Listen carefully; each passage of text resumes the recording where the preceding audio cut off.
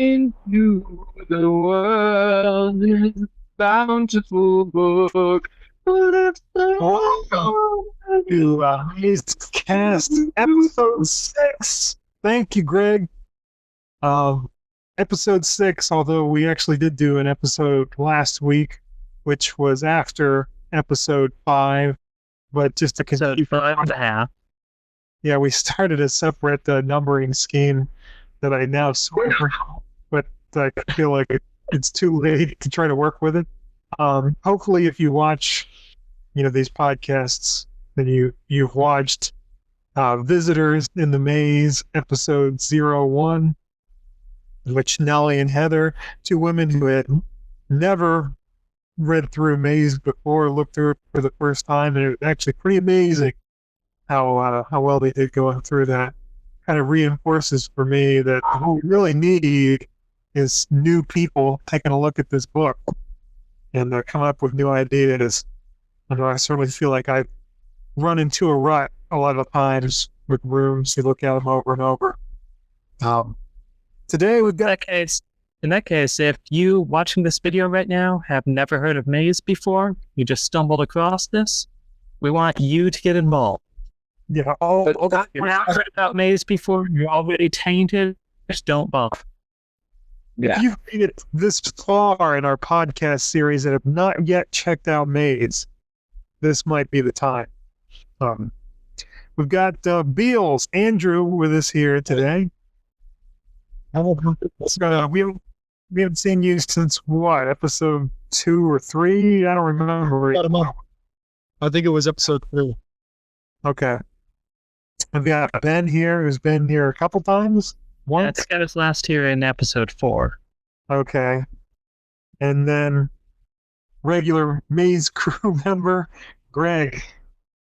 Hi, Greg. Alex couldn't be with us here today. He's out camping in the Canadian wilderness. We will all be praying for his safety. Go ahead, Beals. Beals is going to lead us in a discussion of Room 30 today. Yeah. Well, Room 30 is a bit of a personal favorite of mine. I guess, though, I have to apologize in advance because my recap is going to be a little bit focused on a certain website that is maybe synonymous with chasm or crevice, which I maybe don't want to name specifically because it might be slightly incendiary to talk about it at this point. But so I'm gonna talk a little bit about what we had from there so far. This room, I think Mr. Gentile, not inappropriately thinks of it as the Adam and Eve room. And we have a few things already nailed down. Obviously, we've got like the YO and but we've got things like Eve, which is an anagram for 1-5, forming 15. And we've got an arrow that points to 5 and an arrow that points to 15. And we have the text drawing such attention to room 34 that the theory is that creates an odd one in principle, and 42 is mentioned. But I think I prefer to focus on the active clues pointing toward 42. And obviously, that really leads us to the tree and the clock in the center, where the F, of course, people have pretty well latched onto the idea that represents 6, and the watch represents time for times. So there's supposedly some kind of a multiplication that we should be able to do to be able to get 42. Ideally, we should be able to conjure 7 up out of somewhere. And that should be able to give us 6 times 7 equals 42. And just recently, Vince had the really elegant idea, which I liked quite a lot, which was pulling the F's out of the text and finding 7 F's, just 7 in the text, from things like beautiful to significance, which a certain ivory-colored bird person said was a really cool idea. He said it was a really cool idea, and he validated that. He put that up on the crevice, but he said that that wasn't what he was aiming for.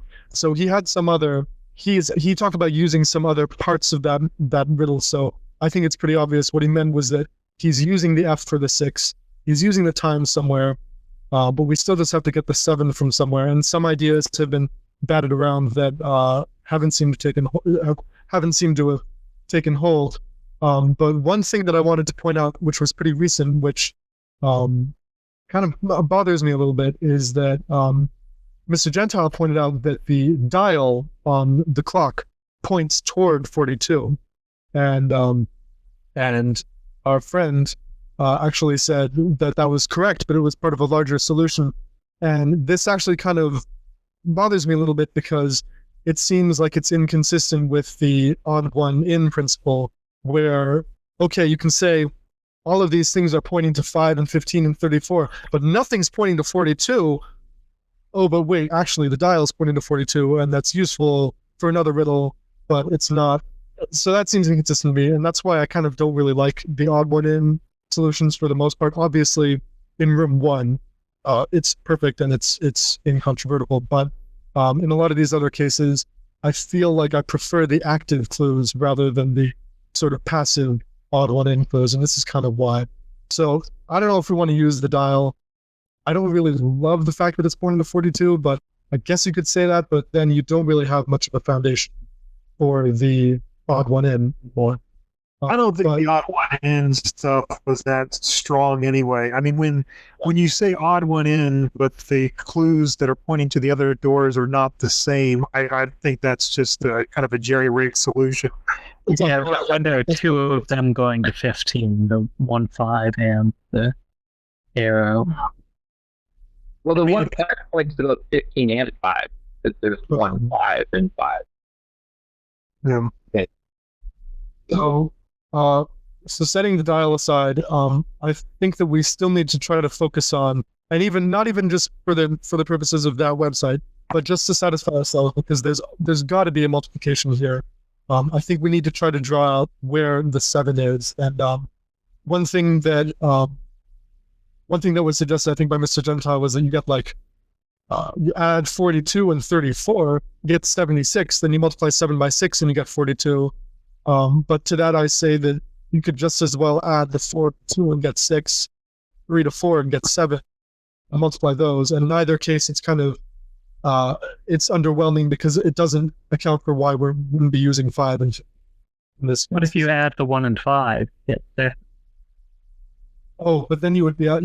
Then you have a redundant 6 sort of, and you still have to deal with the 5 somehow. It's tough. It's complicated. I feel like there's got to be that F functioning as the 6 and the times, which is also supported in the text, as Vince when he said how many times I've been through this, and the devil of it is just getting that 7. So I saw a few things that I don't feel great about, but I thought I would toss them out just to get the ball rolling.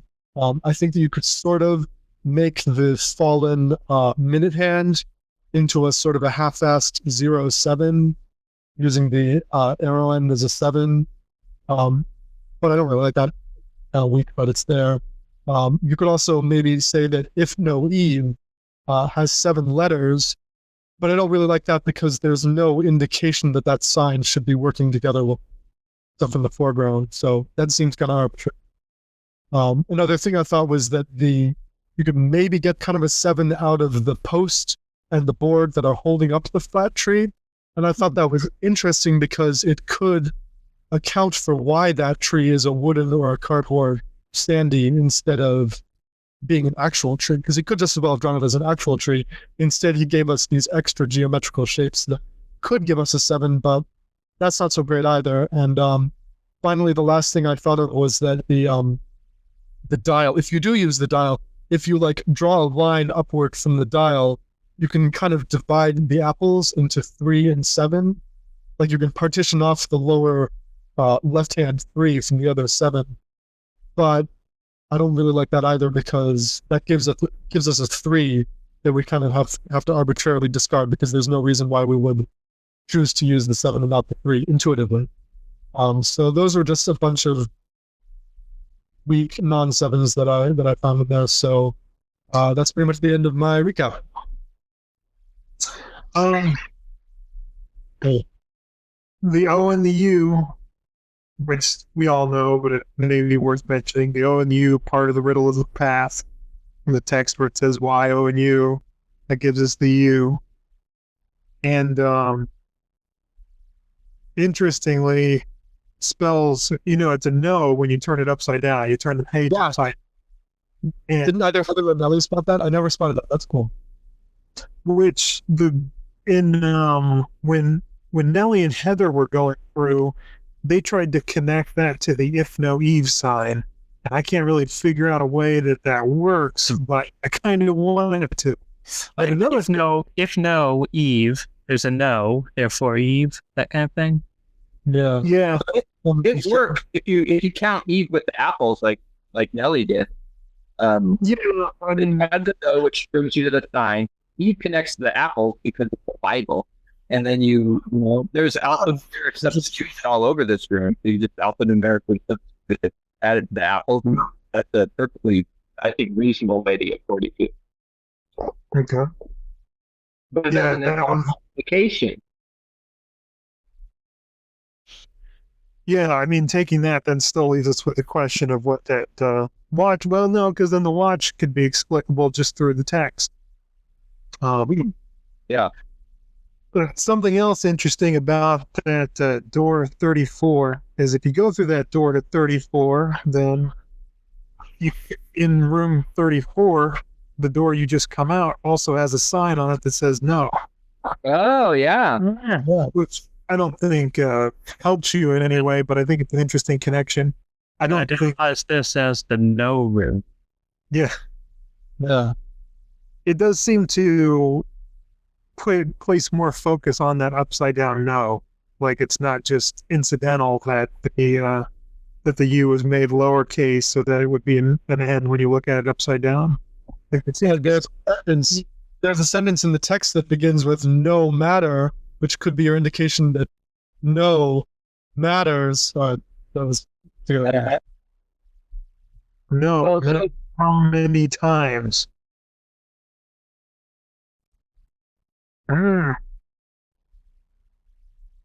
This fan mounting here is in the text. They wanted to know what the letters meant. Obviously, they meant something, and I said so.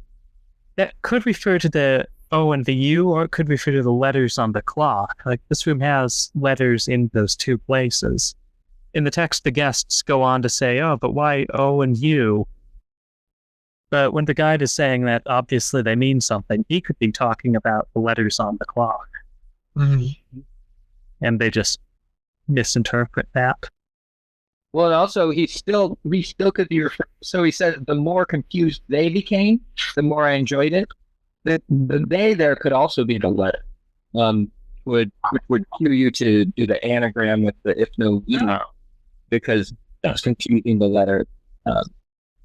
And confusing the letters also might mean turning them upside down. O and U upside down to no. That's also confusing the letter. More about this odd one in thing that we're not liking too much. I like it. Okay. I don't. I think there's other solutions, but I still think that valid be there. You can take it on its own. Take it on its own, but you can't follow White Raven's logic completely because you can't agree with him that the dial points to 44, 42, and that's important, but it's not part of the odd one in. So you could take the odd one in if you just take it by itself and ignore the dial pretty much. Yeah, well, the dial doesn't point in the same way that the text and the arrows do. Sure. It's very pointing. Whereas the dial, sure, I could see you could draw a line up there, but a dial is a round object. It's not really pointing. That's fair. Well, but then I'm sorry, I cut you off when you were saying. what was I? Any case, with the 34, I think in not choosing 34 because of the attention that's paid to it, I think something that's not paid enough attention is the fact that the tree is right in front of that door. It covers part of that door, and that's the presumably with the Adam and Eve theme going on, that's the forbidden fruit tree, right? Oh yeah. which represents temptation and blah, blah, blah, blah, which is the same thing that the door is supposed to be as described in the text. That I wonder if the decoration on the door is trying to influence their decision by tempting them. And the tree is right there in front of it. I don't think that's an accidental. I think that might be cause to disregard 34. And I went to Genesis and I looked, and something else that's interesting. Well, the tree of knowledge was in the middle of the garden, it says, and when they ate it, 45. well, I just mean it's in the middle of the room. And what the snake told them, and was true, is that when they ate of the fruit of the tree of knowledge, their eyes would be open. And of course, if you go through door 34, eyes, full of eyes.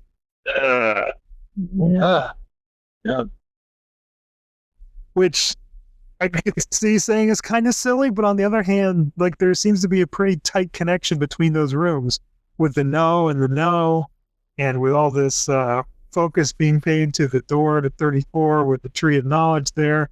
Like I could see that being a deliberate thing. Again, it doesn't help you with anything, but I think it's just kind of a neat thing that's there.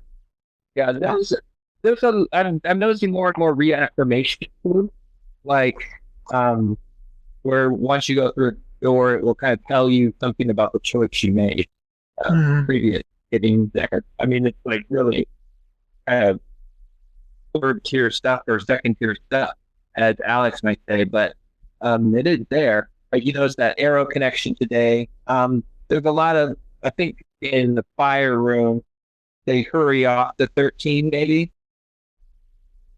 Yeah, hurrying down a passageway. The 13 follow up line, and when they leave 13, they also are moving quickly. Those are a couple of examples.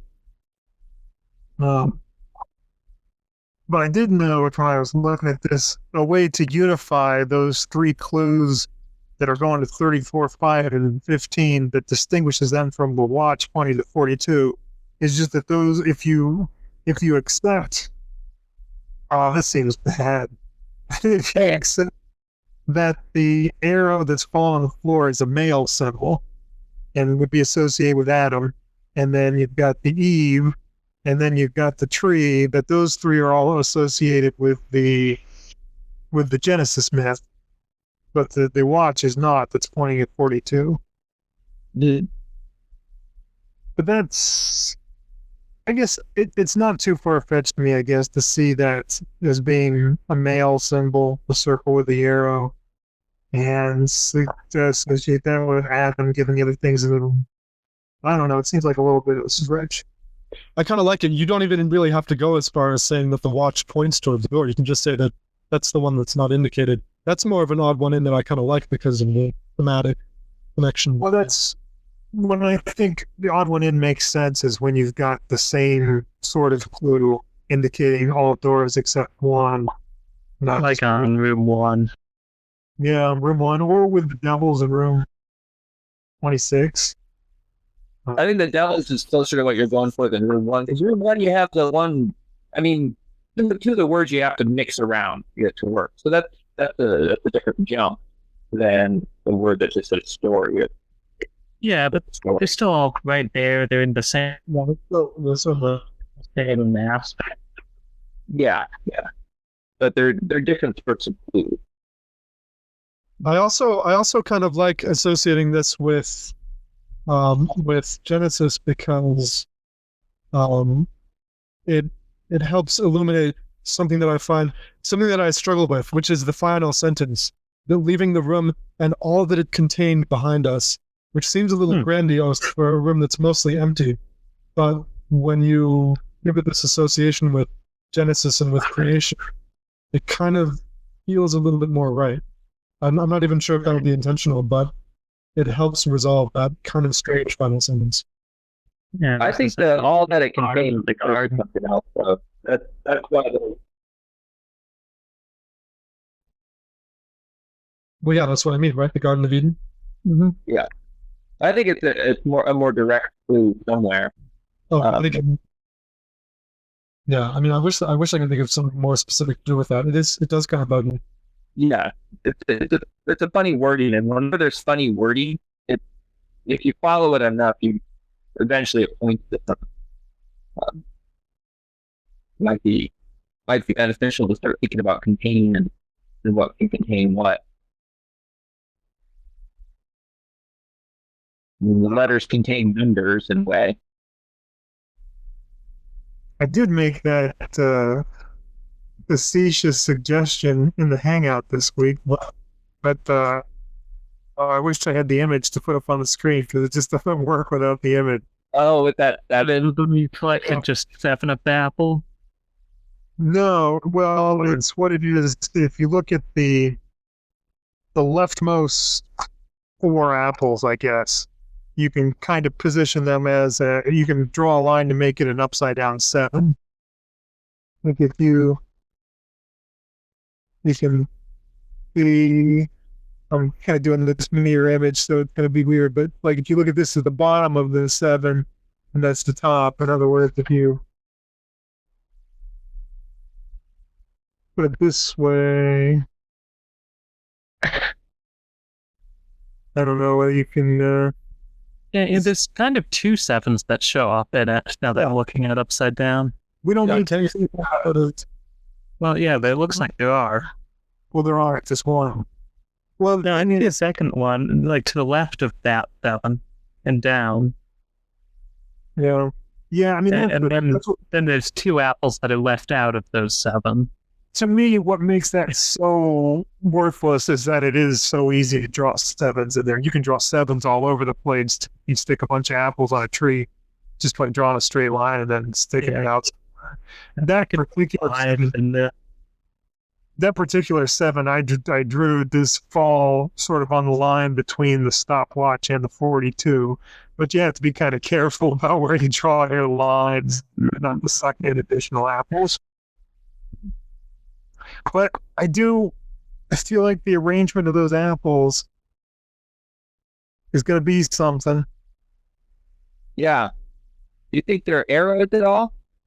I suggested a long time ago that there was an arrow in there, and no one liked that. But it does look to me like the bottom 5 are an arrow pointing like over at the sort of in the direction of the U.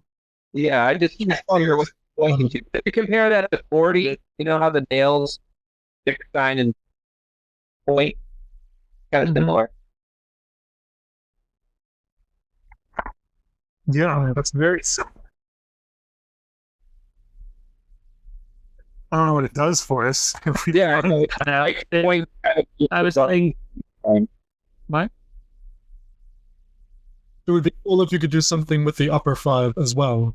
Oh, hey, you know, if you look at that arrow, that apple arrow, then you have arrows pointing to all the wrong doors.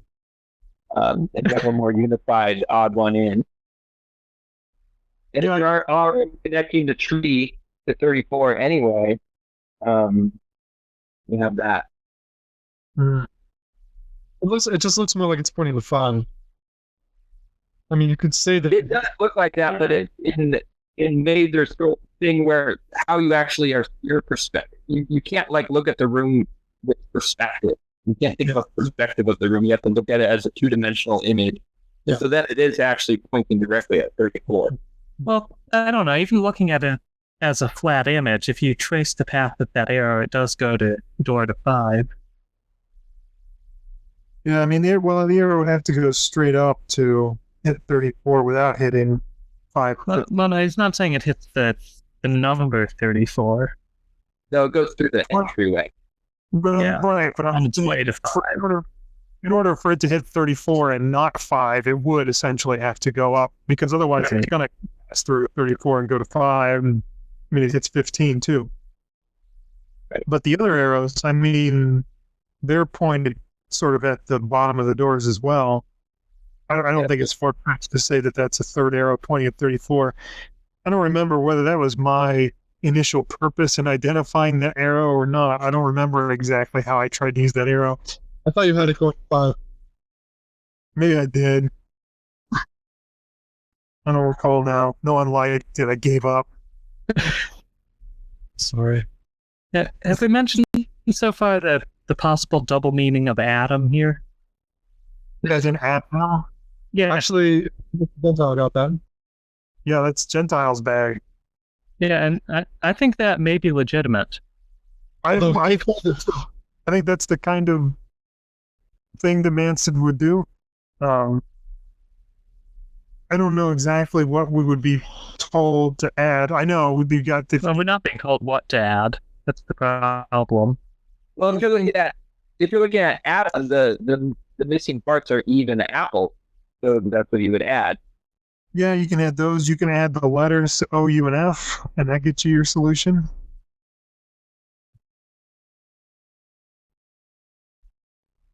it just seems like addition would have to get the solution.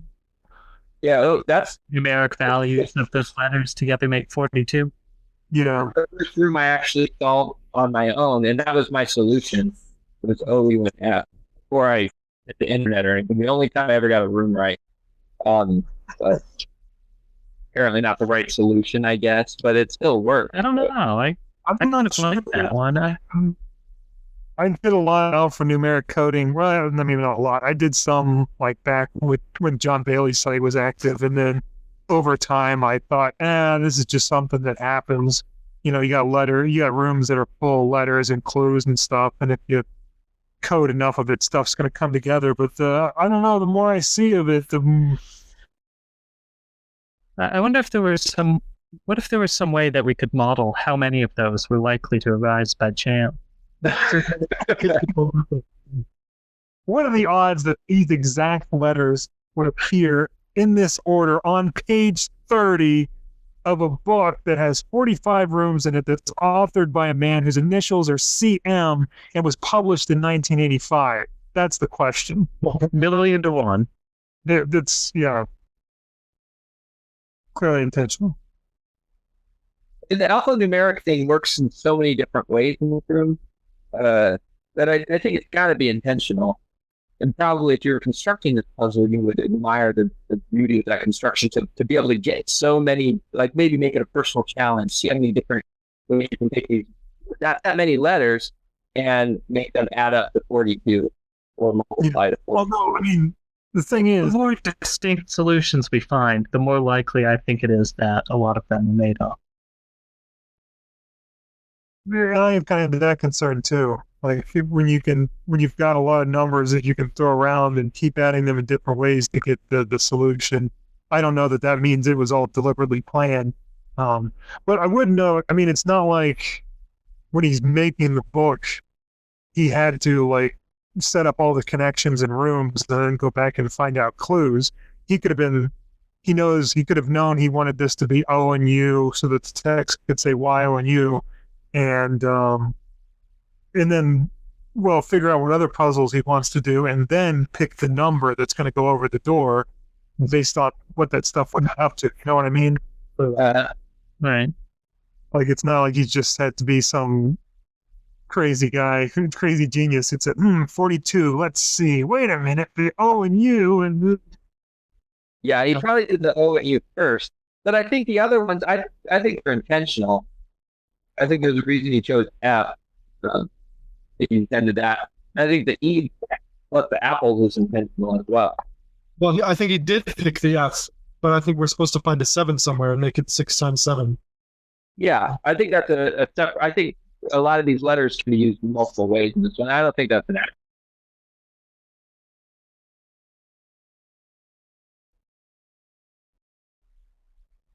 accident. room 30 was the origin of Maze Time. That's true. That's what is this where you made that discovery? Yeah. What's Maze Time in room 30? Well, I'm to tell time the hands of the clock has fallen off.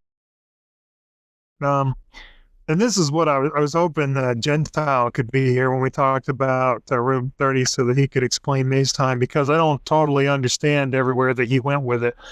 When I first came to the Abyss and I thought I had made some wonderful discoveries and I was real excited about this one. And Any points of view? Yes. I mapped out the path, and I got that figure 8 shape. I was like, wow, look at this elegant pattern of the path, and I was so pleased with myself. And I noted before some of the left-right stuff in there. Room 1, they make that reference to it being a sinister place, which I had always interpreted as having something to do with the meaning of left, not evil. Okay. But once you draw the figure 8 path, then you see that right opposite room 1 is room 23. And the interesting thing between 23 and 1, well, a couple of interesting things. Number one, they both have pretty prominent sunshine coming in from outside. Number one, in room 1, it comes from the left-hand side. In room 23, it comes from the right-hand side. And they're on opposite sides of the maze, so there's kind of like this symmetry going on there. And also room 1 talks about it being a sinister place. Room 23 has all these mentions of right. You got right on the scroll, you got right in the text, I think. Yeah, door on my right. You've got the right glove, and there's a lot of right-handed stuff in there. And so I'm thinking of those as being like on opposite ends of this 8. And then in room 30, you've got this clock that has 8 hours on it. And so I'm seeing these 8s, and I'm seeing this sort of time symmetry, I guess, in the passage of the sun going from one side to the other. And I'm thinking, the maze runs on an 8-hour clock. And in the time you go from 1 to 23, the sun is moved, or the earth or whatever, has rotated halfway. Then when you make it back to 1, the sun's rotated, you rotated back to where it is. I'm saying the sun's rotating, I don't know whether the maze exists on Earth or what the deal is, but however we look at it, the sun moving through the sky. And so I've been trying to figure out, so does the time progress by like a step every time you move? Does the time do anything for us? Room 23 has that reference to the time is, and then blank. So I thought, if we can figure out what the time is by that clock. And of course, by the time you get to 23, you've started in room 1 and you've passed through room 30, so you've seen the clock. There's nothing unfair about it. By the time you get to room 23, you could conceivably have figured out how the maze clock works and what time it is. But I couldn't actually get anything to work out of any of that. The other interesting thing, as far as the number 8 goes, is that in room 23, it tells you that you found the room you've been looking for so long, and the room is room 8, not room 45. Which is kind of strange. There doesn't seem to be any particular reason that you'd be looking for room 8 in particular. But there seems to be something going on with the number 8 here, because you've got the 8-hour clock, and you've got a path in the figure 8, and then you've got them saying that they've been looking for room 8 for so long. Now, I always figured that part was just put in to mislead people who are just flipping through the page and arbitrarily trying to work out what the path is. Yeah, somebody opens it up, goes to room 23 and sees, maybe that means the path goes to 23 and then to 45. Now I need to figure out how to get to 23. Yeah. Agreed. I think that's why that's there. But in any case, I was really excited about all those connections and excited about maze time.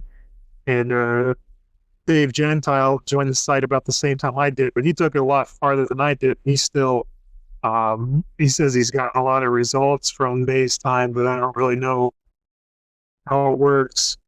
I think the sundial room is a big nexus. Room 13 is a big nexus to the whole thing. No. I remember him talking about that in relation to maze time. But he assigns to each room a 2-digit or a 2 2-letter time based on hour and minute. And I'm not sure how he does that or what it tells you or what it does, but he's gone pretty far with that. That's why I wish he were here. David Gentile could give us a better explanation of what he's doing with maze time. Yep. I like your first inclination for the so long better than just a fake thing. The rest of the text seems to talk about the past and weather and a lot of things like that. Oh, 23. Yeah. Mm-hmm. Just seems, I don't know, whether it's true or not, I think it's more interesting to think about it in terms of the 8 as the infinity symbol. Yeah, 23. Boy, maybe we need to take a look at that one next. What do you think? Yeah, I think that would be a good room to go over. A lot going on there. Yeah, I think with 23, what we've really got left to nail down are the pictures and why the pictures are the way they are. Not really solid on the gloves and the shoes, I guess. I feel like the use of those. What's that? The broken window. I came up with the use of those. Let me see if I can find it. Oh, for all of them? For a lot of it. I'm gonna just go look at the wiki. Yeah, maybe we should do this room now. Yeah, we've got our hats on. Why not? What could possibly stop us? Yeah, maze hat. Maze hat.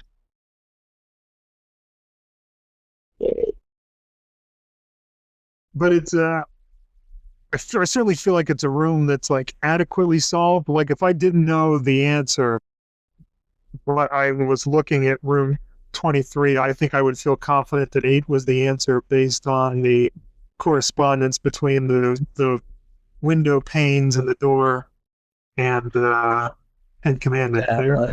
Yeah. I don't see either on the wiki or on the other site that anyone has really made much of the message on the paper, though. Although you had it contributing to your right theme, but I don't see any more use of that paper. Baffles me. Yeah, I need a lot of proposals for that. I think the answer from the old John Bailey site, which is that is meant to clue the letter O, is probably correct. Just because right, okay, nothing is 0, and the time is o'clock. I think it's about O. So I found where I had what I thought about this room. So the guy talks about how he's willing to help with less important things. So I'm using this as an odd one as a cue to do the odd one in. He says, watch your step, and that eliminates 19 due to the what? There's a lot of talk about wind and rain, and that eliminates the storm, which is 28. 45 is indicated by the door, suggesting that the guide's right. So you have that right hand there, and that's the 45 is eliminated. Although, I mean, that's a reference to the door, not the picture. I mean, we still have the question of why is there a picture of the moon and stars there, right? That's true. And why is there a picture of the sun? I don't think it's complete, but that's kind of where I was going with it. Mm-hmm. And certainly, I mean, the sun is presumably related to the fact that there's that aura of light around door 8. Uh-huh. And that... Yeah. Yeah, 23 is that sunlight's a weird one in 23 because I mean it seems to be casting down at the floor because there's like a circle of light down there, but then it's also against the wall. The shadows on the floor itself don't really fit that. No, it's a weird one. And look at how long the shadow is on the hat rack or coat rack there. Like it seems it's trying to sunset. Yeah. But the shadow on that wall. Although I guess Well, the shadow on the scroll even. Yeah. But I guess those are below the bottom of the door, so Yeah. does that make a difference? I don't know. Actually, I think that the baseball shouldn't even be in that much direct light here, given the bottom of the window panes on that door.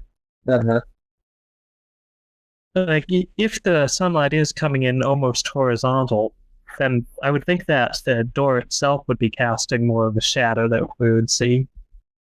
And actually, if light is coming in through the door to 19, we should see shadow patterns from the divisions between the panels on it, and we don't. Christopher Manson, if you happen to be watching this live, I'd appreciate if you'd give us a call and explain what's going on with the shading in room 23. If you're not watching this live, don't bother. We'll have already moved on by the time. Yeah. Yeah, we're certainly not the sort of people who can stay fixated on these details for a very long time. So it's been suggested also that light and dark are important for the maze, that the light room is always so great. We do have the right room being bathed in light here. Light from the sun, which is a homophone for sun, S-O-N. Uh-huh. Which means... I think you know what I'm getting at. Yeah.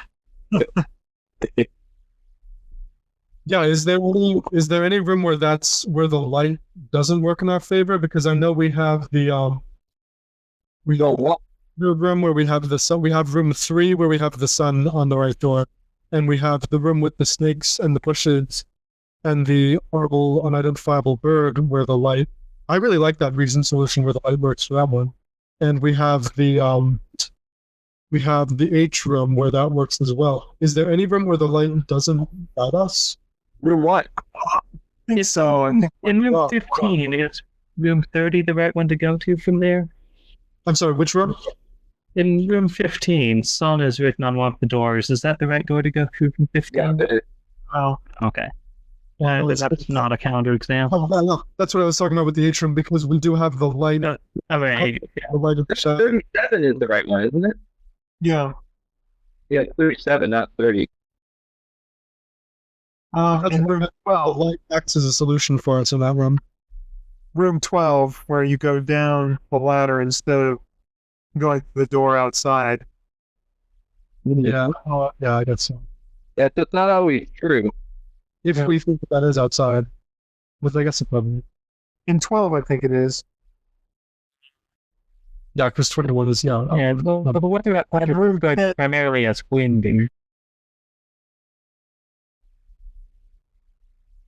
You know, I was looking at Dante's Inferno this week too. I don't think it's totally arbitrary for light to be good. Just in that there's a Dante's Inferno reference right at the beginning, right at the prologue. You know, where they say they think I'm some poet who will lead them through the symbols and space of this underworld, which is clearly a reference to the Inferno. And it's in that the exits from the darkness into the light that's associated with God. Like, I think it's I don't know if it's something you could read that and say, oh, aha, okay, anywhere I see light, that's going to be good. But it's not a totally arbitrary symbol. But he's saying that the maze is some kind of an underworld.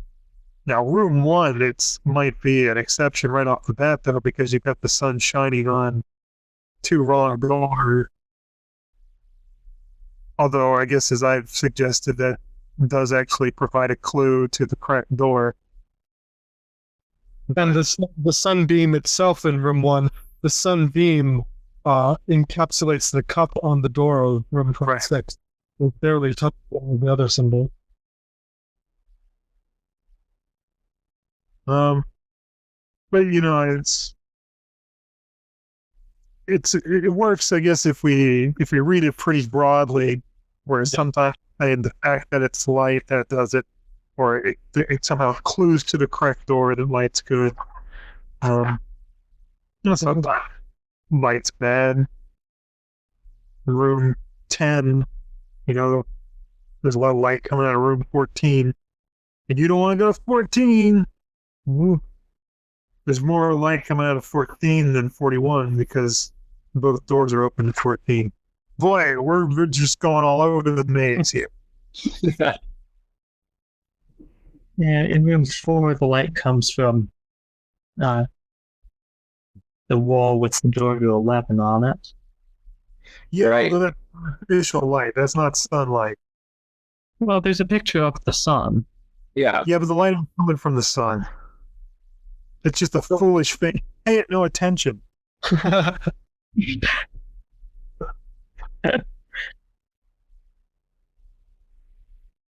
Well, no, you pay that face no attention. The light is coming from that little circle on the wall there. What if that circle is the sun? And that face above it is the decoy sun. Good search, everybody. I guess we're going to call it a night. Not as much as we're going to get done tonight. Oh, man, I really wish we could wrap something up in room 30, goddammit. Yeah, we Look You at that. Multiplication. Stupid screen. I hate it so much. Well, the problem is we don't really have a way to determine which of these possible ways of arriving at 42 are intended. Like, at this point, it feels a bit less like puzzle solving and more like guessing authorial intent. That's true. I mean, what's it going to take for us to be satisfied? I mean, Like, confirmation from Manson himself, but Chris Manson, it's unsatisfying. You have to go ask him, so we're not going to get satisfied that way either. Mr. Manson, if you're watching, but we're too shy to call in earlier when we asked you to, go ahead and give us a call. We'd appreciate some feedback as to how we're doing on room 30, whether there's any more solutions we need to look for. Mazecast operators are standing by. Oh, you're breaking up. I am? You're going robot on us. Oh, sorry about that. Yeah, you were there for a bit. Yeah, I I feel probably like you wasn't said saying anything something funny, but Yeah, it was very funny. It was. I heard it. It was good. oh, you heard it? Yeah. This was, Actually, you're the robot. God damn it. Hate being a robot. Yeah, I guess room 30, I don't know. Sometimes I'm not totally sure about this 7 Fs in the text thing. I mean, it seems deliberate enough, but I don't know. I guess I don't know how I would feel about that if I didn't already know it was the right answer. I kind of like the numeric values of O, F, and U. Yeah. That's one that if you're not studying, you would come upon. And same with the no. I've shown this particular page to 2 different people, and they both came up with the no independently. Well, this is anecdotal, but I came up with the times. I came up with the clock signifying times independently, and I still feel like it probably comes down to a multiplication. I kind of like that more than addition. That does seem reasonable. But are they? Does it have to be one solution or the other? No. No, but if there's another solution out there, we want to get it. Yeah, no, I agree. I just don't think it I don't think it means the ones we found are not correct. No. Yeah, I mean, this has a number of things in it that make me question, like the sort of on the line, I guess, maybe between seeming jerry-rigged and seeming clearly intended. But yeah, I'm not throwing rocks at any of them. Yeah. Throwing stones, I guess, is the expression. I'm not doing that either. Yeah, no, It's kind of unclear from the instructions in the book to what extent we should be looking for multiple solutions in a room. Well, I think I mean, it's not ruled out. find the right door. Yeah. I mean, that's what the book assumes. The rest of it's all interpretive. I mean, I think it's the maze is not like a hard science. It's like social science or the humanities, literature. Yeah, So, this is lit crit, basically. Yeah, the problem is I just don't want it to be, I want it to be. You want this whole thing as easily quantified puzzle point. It's not that. I don't want it to be eyes and needles. I kind of want that. Yeah. Eyes and the. I mean, it seems like once you head down that path, you're gonna find the solutions where you look for them. I feel like I can take a book off the shelf and start finding room solutions and whatever. I don't know, Mr. Manson, if you're watching at this point, but you just maybe you couldn't find your phone the first couple times when you told, go ahead and give us a call and let us know how many of these rooms have needle and eye solutions and how many of them have fable or broken window pane solutions. Help us out. I feel like that's going to be a hard dividing line for him to draw. Well, he can let us know. He can qualify his answer. Okay. all right. Well, Is it ringing any of yours? Yeah. Yeah. Boy, we just hit rock bottom and kept scraping along there, didn't we? I think we have one of the most thorough explanations of Room 30 that's out there. Yeah, but we already had it, is all I mean. But, I guess there are probably people watching this who aren't us that maybe wanted to take something away, so maybe it's worthwhile to impart wisdom sometimes without learning anything new. Oh, just a goddamn tree! I want. Yeah. So that's basically what do we want to do next week? Do we want to do 23 next week? Do we have much left to say about 23? I won't be here. So I recuse myself. That's right. We're not going to be here. We got to figure out who's going to sing. We'll figure it out. I'll probably be around next week. All right. So Ben's going to sing first next. Sure. Ben will take care of the theme music, and we'll see you next week. Room to be determined. You going to be here next week, Andrew? Yeah, probably. I think so. Sure you will. Great. All right. Hello, everybody. Mr. Manson, if you've been watching up to this point and you've... Well, if your phone just recharged. Yeah, I mean, we're going off the air now, but if you'd like to contact us and have a conversation about Maze, we would still be up for it probably for the next half hour or so. Yeah, we'll be up for a while. Just give us a call, see what happens. Otherwise, we'll maybe just come out for a picnic or something. All right, goodbye, everybody.